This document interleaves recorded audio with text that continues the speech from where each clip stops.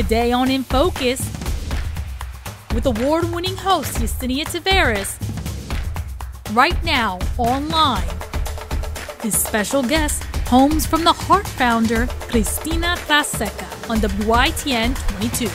Hi, welcome to In Focus. I'm your host, Yesenia Taveras, and joining us today is Cristina Tlaseca, founder of Home from the Hearts. She's a bilingual real estate agent, fluent in both English and Spanish, and she's dedicated to serving Delaware's communities. She also gives back by providing scholarships to students in Delaware, and she joins us on In Focus to talk about her journey as a real estate agent, her and her family's journey of migrating from Mexico to Kennett Square, Pennsylvania, then to Delaware, and the hardships she faced growing up Latina in America. Welcome to this show. Thank you. Thank you so much for having me. Yes. I wanted to get into your background because you are from Mexico and you and your family migrated to Kennett Square, Pennsylvania. So talk to us a little bit about your upbringing. Yeah, so I am Mexican American. I am first generation American. My parents are from Puebla, Mexico. My father came really early on. He was about like 16 years old when he first came to the States. And then later my mother joined him. And they settled in Kennett Square, Pennsylvania. And that's where we lived most of our life. And there were some leadership roles, I guess you could say, that your father played in regards to making change in Kennett Square, Pennsylvania, when you guys migrated there. Talk to us a little bit about that. Yeah, so one of the things I'm very proud of is how amazing my father has contributed into the Hispanic community. We were one of the first Mexican-American families to start their roots in Kennett Square. And a lot of mushroom workers in the mushroom industry was solely based on Mexican workers. But unfortunately, it was less than ideal conditions. And so a group of workers got together and they were like, enough is enough. One amongst which is my father, Luis Tlaseca, and they started the boycotting. They stood up against, equal rights, equal pay, better conditions. And so they started this whole movement, and it really, really changed what the industry is now today. So I'm really proud of him. I do remember being very young, going to marches and going to the boycotts, and we were very young. However, it was just very impressive to see so many people from all over the country come together to really support and make this movement happen. And let's talk about that movement. Coming from Mexico, there are some culture shocks. We do things differently here, and especially Northeast America. Talk to us about the hardships that you might have faced as a young Latina. Anything in regards to just the cultural differences, trying to identify as Mexican American. Tell us a little bit about your story. So obviously, being like the beginning stages of even being one of the first families of a different culture, it was a little difficult for other people to understand, of course. So many times it was hard for us to identify, to know whether we wanted to speak Spanish or English, or even try to see where we fit in or what we should identify with. There really wasn't anything in particular. You either one or the other, and it just didn't feel right. So I recall a lot of times not having the opportunities that everyone had. So a lot of people had their first car where we walked to school, or we rode the bus, or we weren't able to partake in like extracurricular activities because it wasn't necessarily a priority. It was more helping our families, being involved with the families. There were I have three sisters, one older, two younger, and it was more taking care of the family and, being responsible at home instead of doing extracurricular activities or being exposed to maybe programs that were out there that we weren't very sure of. Now, my parents, I can't emphasize how proud I am of them, because they always found a way. My mom was amazing when it came to trying to find like free programs or programs that were available to migrant children, so that we could have somewhat of a balance and be able to join like 4-H and being a Girl Scout. And there was a a migrant education program that we were a part of that was amazing and helped the families overall, in which my parents were able to get their GEDs and then later become citizens as well. And with your parents playing such a huge leadership role in your family, getting their GEDs, becoming citizens, what kind of impact did that have on you? So it was very rewarding in regards to, it was almost like a safe zone. So I know a lot of, right now we're dealing with a lot of families just being separated. So it was just a safety net that my parents would be okay, and that they were to make a greater impact in our lives, in their lives, and overall the community. Just almost like a safety net. It was definitely very, I was very proud of them. It's something that not many people are able to do or have the resources to do. But even getting a higher education, where my dad didn't, I believe he only started first grade and had to drop out because in Mexico you have to pay for education. And so if you don't have the funds, you're not able to continue. And my dad's 1 out of 16 and my mom's 1 out of 10.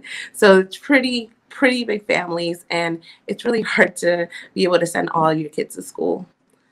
And Cristina, you share a common story that's found within the Latina community, with Latinos growing up here trying to find out their way. So I appreciate you being so transparent. But as we can see, your parents were really big on education. And with that being said, your dad wanted you to become an attorney. Yes. So talk to us about you going to college and finding your way to trying to figure out if this is your life from here on out. Right. So the reason why my father wanted me to become an attorney was because, of course, he was involved in all the movements, and one of the key players, or a lot of the key players in these movements, were the attorneys. So because he was so focused on civil rights and equal movements, equal pay for agriculture workers, he just really wanted one of us to especially put the emphasis on me, because you could say I was like the study bird in our family, and he really wanted me to become an attorney. I actually did my internship with attorneys, and I actually got hired on early on, and but I didn't find that it was like maybe the right niche for me in particular. So unfortunately, I had to tell my dad, moving on, we're doing something different. Can you share with us, at what point in your life did you actually leave Kennett Square, Pennsylvania, and come to Delaware? And what were some of your first experiences here in the state? So I left, well, I guess I can't say left. I went on to college, and I stayed in Pennsylvania. But later, after I ended my studies, I ended up coming to Delaware.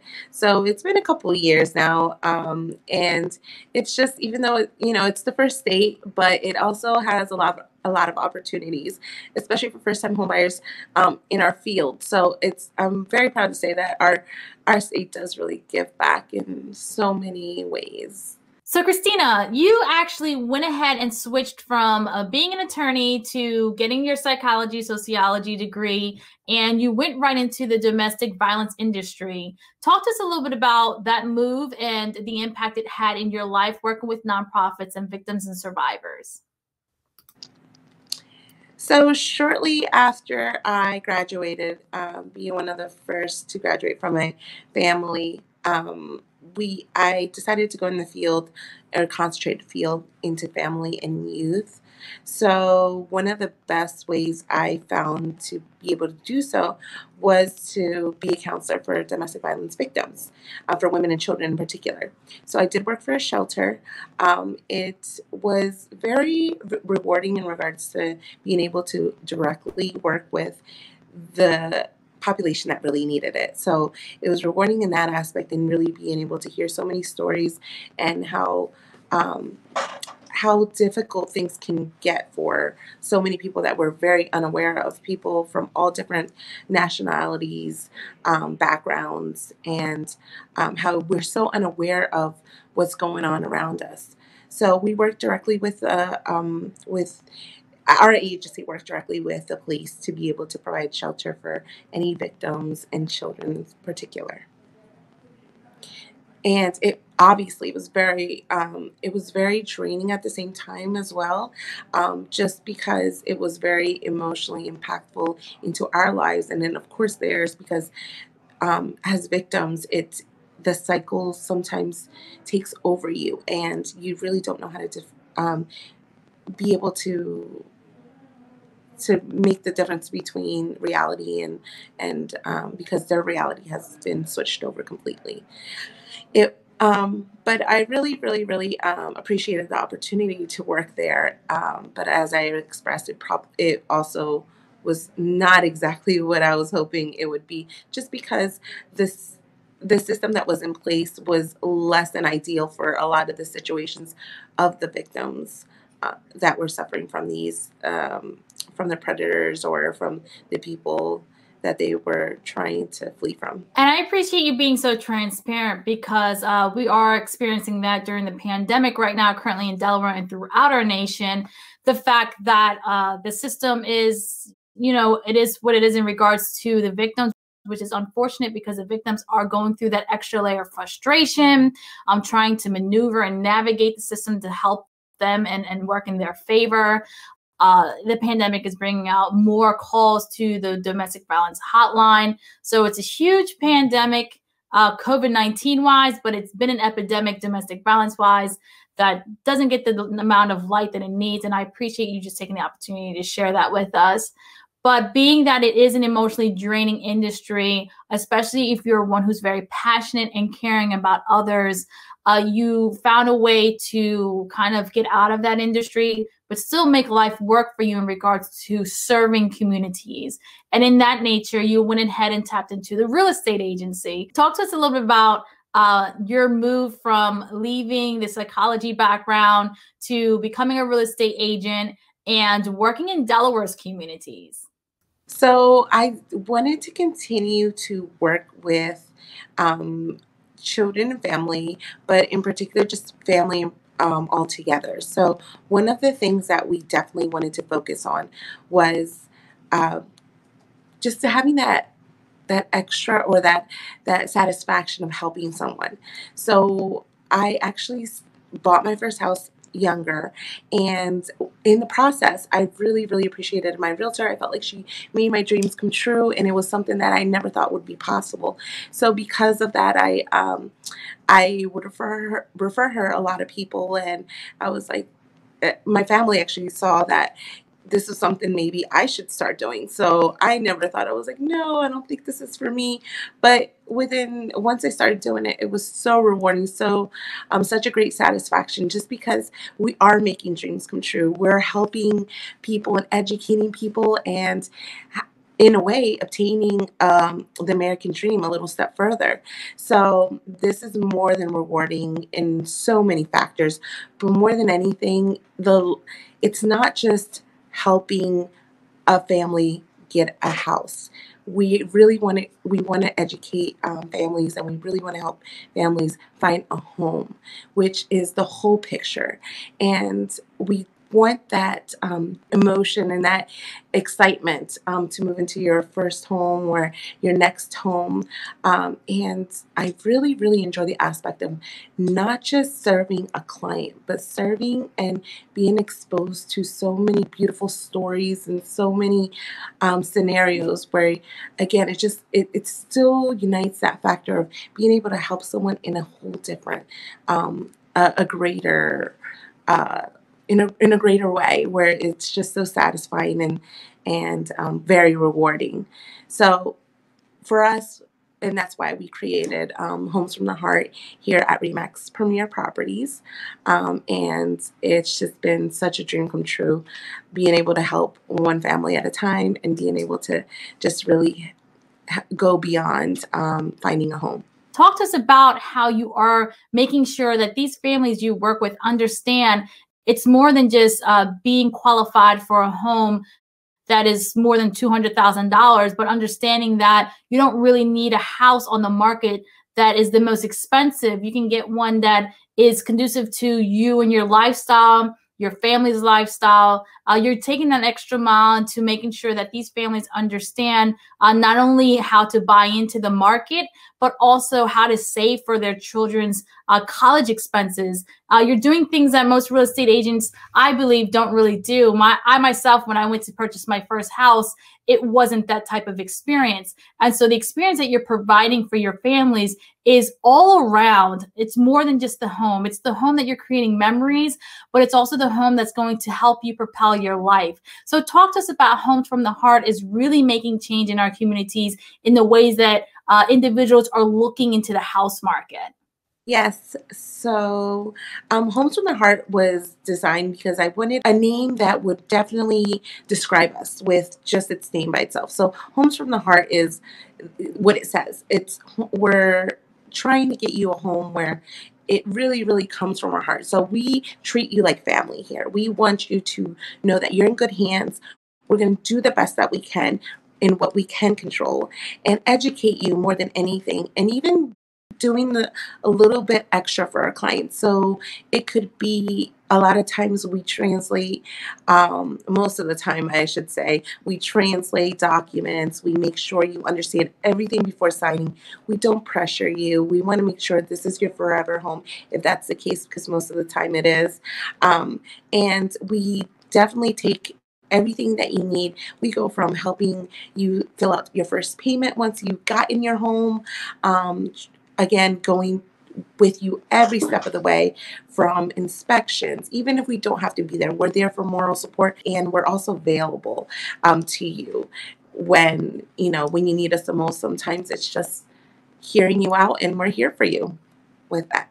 And what's the reward in it for you? You're getting to see firsthand individuals who are purchasing their first home, people who might have thought that this quality of wealth in their family is just not attainable, but you're really, as you mentioned, you're taking them through the process to better understand that they too can be a first-time homeowner.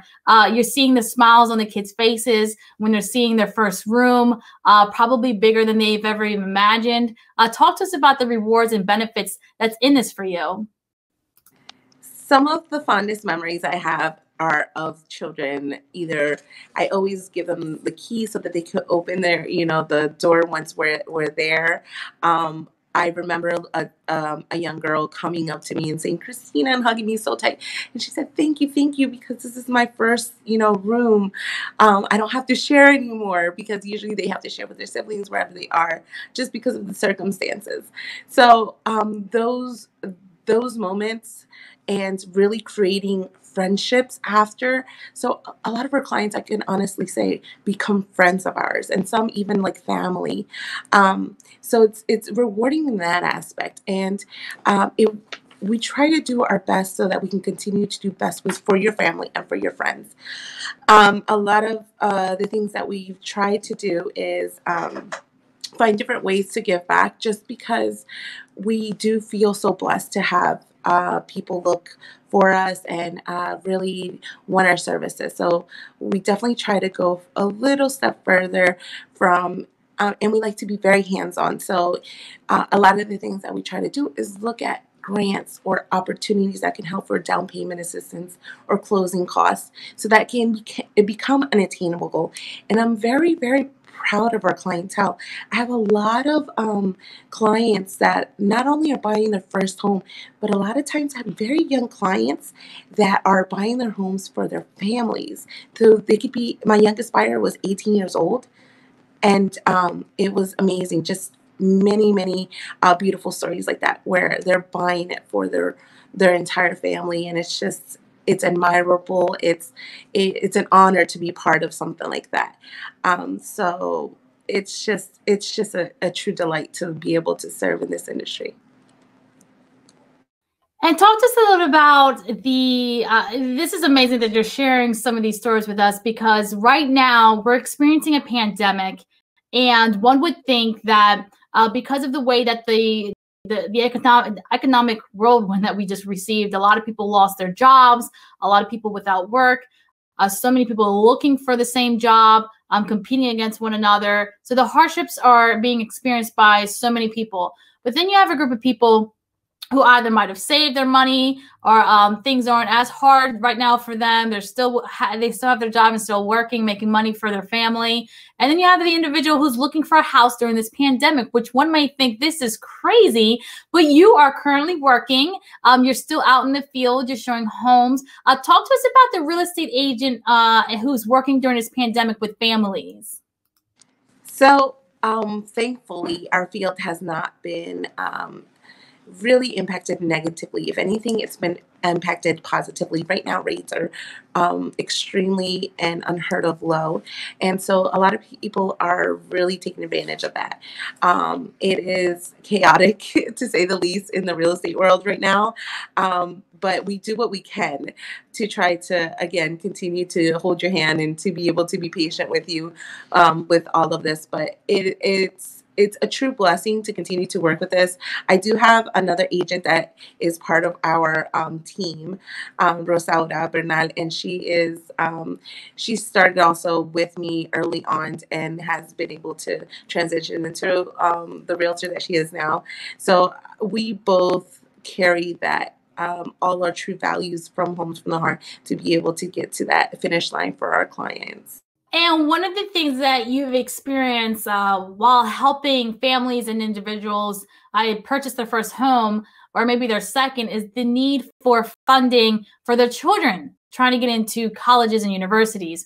So right away you saw a need and you stepped once again outside of your real estate agent title and you went ahead and developed and founded a scholarship fund for these families. Talk to us about one thing that I really admire about you is that you saw the need in regards to the difference between government scholarship funding and private scholarship funding and how especially Latinos and minorities could qualify for one and not the other. So talk to us about how you went right ahead into finding this information out and being the founder of your own scholarship fund for these students to get to college. Yes, so one of the, as we expressed, just because we're so grateful for the opportunity to be able to serve our communities, we always try to find ways along the year to really give back, whether it be sponsorship of any events.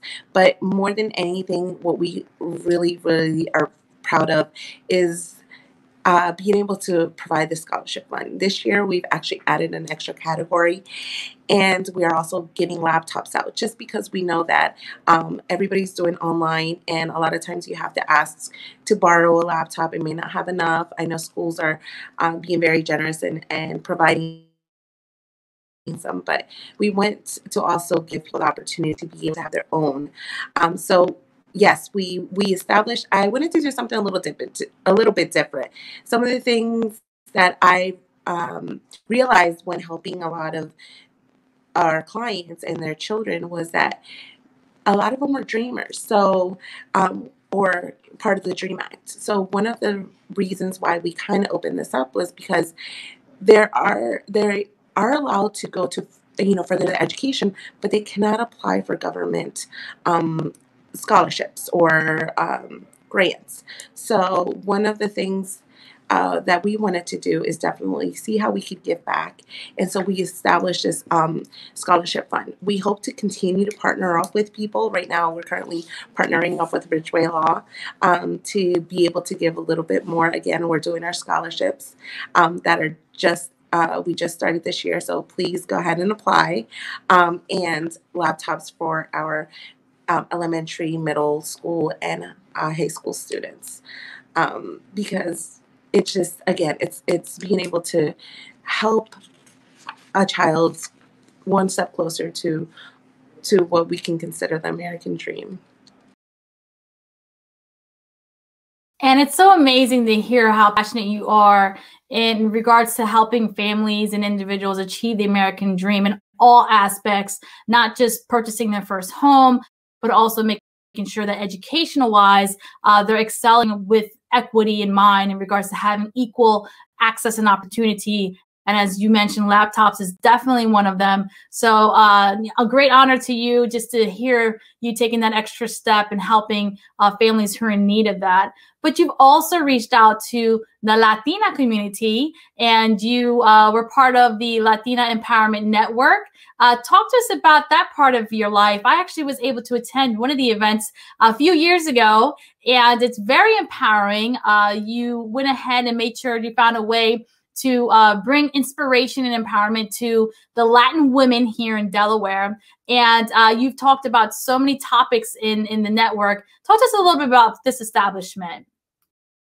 Yes, so that's also one of the things that that we really wanted to highlight.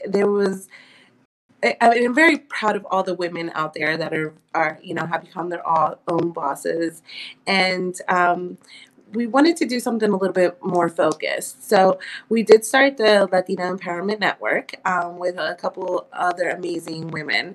And through that, we were able to carry the vision of being able to support each other and being able to educate each other about different businesses. So we started this, or it was founded with the purpose of being able to just share and become powerful together. One of the reasons why this came to light was because I was actually not allowed or wasn't permitted to attend a group of a network, I should say, because it was only male based. And I started thinking, I was like, why isn't there a women's network, or not necessarily women's, because there are women networks, but also a Latina network. So we, gathered a group of amazing, strong females and have been able to just still become close knit and just be able to highlight each other's businesses and support them. And Cristina, for those who are kind of in the shoes that you fulfilled in regards to knowing that their passion and love is into helping the communities that they serve, but they might be in the wrong profession or seeking how to transition from one to the next, can you give some advice to that young person or adult who's watching right now that would like to make that transition up, or kind of just trying to figure out how to navigate that, kind of just like how you left the psychology world and went into the real estate industry, but you made sure that the core of you that you're so passionate about, serving the communities and helping these families, was still there, just in a different way. What advice could you share to that young person or the adult who's watching and is kind of stuck? So definitely don't give up, and it's never too late. I say just follow your passion, find different ways. Sometimes the first thing isn't what is meant for you, and there's bigger reasons for what your vision or for what your passion is. As you can tell, it wasn't easy or necessarily direct for me. It was finding up with the bumps and the bruises and being able to just really fulfill what is more important to you. So I say never give up. Keep trying. Find people to help you out and just become mentors. And you can always reach out to me. I'm available. But definitely don't ever give up on your vision, because it's more important and it's going to bless so many other people. And how about for those individuals who are looking into the real estate industry? There's so many tests and exams one need to prepare for, learning the market, the competition that might one think is involved. What words of inspiration or advice could you give to that young person who's actually thinking about making the jump, or maybe don't currently have a job during this pandemic and is thinking about becoming a real estate agent and is ready to make that step? Sure. So we're always welcoming to new opportunities, as we expressed. If you're looking to become a real estate agent, there's no better time than the present. And you do have to take an exam. You do have to get licensed. But afterwards, join, I would say, especially starting off, possibly join a team. Always, our invitation's always open for Homes from the Heart.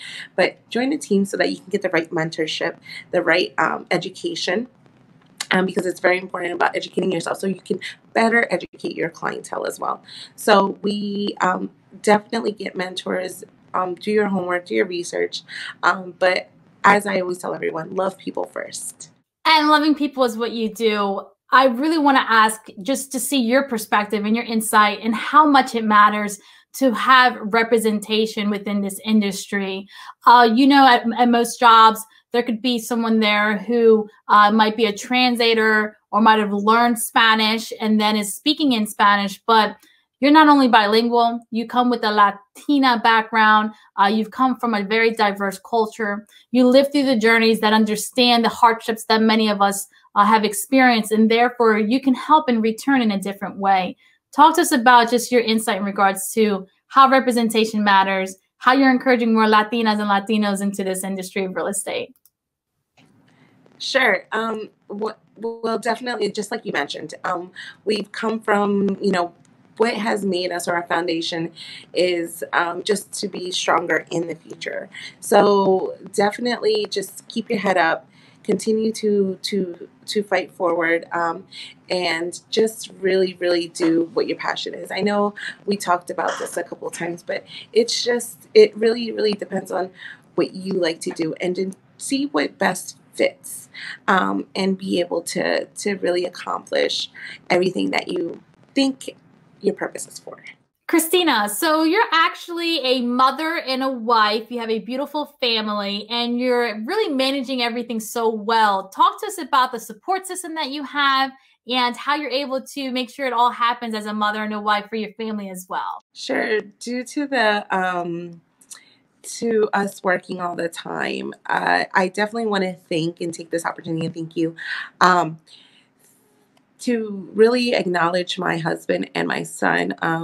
My husband, Ismael, has always been very, very supportive, from taking classes to doing late night showings and working weekends. I work all the time. So I'm very grateful for my son too, because even though he's too young to possibly understand the sacrifices that we're making for him, he's very supportive. If you ask him, he tells you that mommy sells houses, and that that if you want to buy one from her, he's so attentive. He's only 4 years old, but Abraham is such a joy in my life, and to help other families, my families definitely are my biggest supporters, my biggest the people that understand what it takes and the sacrifices that I make, and time I take away from them to be able to help other people. So I just really want to thank them, and just know how I love them and appreciate them so much. Wonderful. Thank you so much for your time today. Thank you. Thank you for having me. My pleasure. Thank you so much for watching this episode of In Focus with Yesenia Taveras. It's been an honor to have Cristina Tlaseca on, Homes from the Heart Founder. She's a phenomenal woman doing great things in our community, and she's always giving back. For future shows, be sure to follow us on WITN22's Facebook page by following at WITN22Wilm. You can also subscribe to our YouTube channel by following WITN Channel 22. I've been your host, Yesenia Taveras. Thank you so much for watching. I'll see you next time.